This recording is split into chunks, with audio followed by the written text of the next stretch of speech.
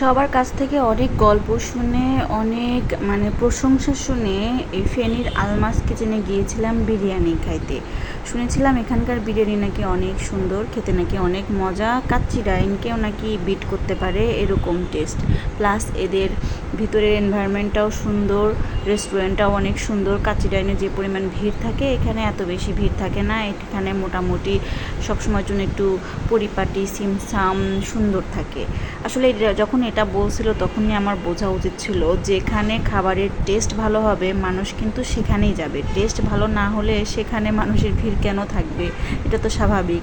যাই হোক, অনেক গল্প শুনছিলাম আর সেই জন্যই গিয়েছিলাম অনেক আশা নিয়ে এই আলমাস কিচেনে বিরিয়ানি খাইতে। দম বিরিয়ানি অর্ডার করেছিলাম। বিশ্বাস করেন, খেতে এতটাই বাজে ছিল, আমার খুবই খারাপ লাগছে, খুবই খারাপ লাগছে খেতে। ঠিক আছে, যারা বিরিয়ানি খাইছেন, কোনো দিন বিরিয়ানি টেস্ট করছেন, বিরিয়ানি পছন্দ করেন, তারাও যদি এখানে খেতে যান, আপনাদের বিরিয়ানির প্রতি একটা অভক্তি চলে আসবে। এতটাই বাজে টাইপের। আর আমি যতটুকু জানি যে দম বিরিয়ানিতে সাধারণত কিশমিশ, তারপরে কাজু বাদাম, অনেক বাদাম টাদাম দিয়ে সুন্দর করে মাংসর পিস দিয়ে তৈরি করা থাকে। কিন্তু এখানকার দম বিরিয়ানি কি দেখলাম, একটা রোস্টের পিস দিয়েছে আর মনে হয় যে ওই কাচ্চি বিরিয়ানির যে রাইসটা আছে সেই রাইসটাই দিয়ে দিছে।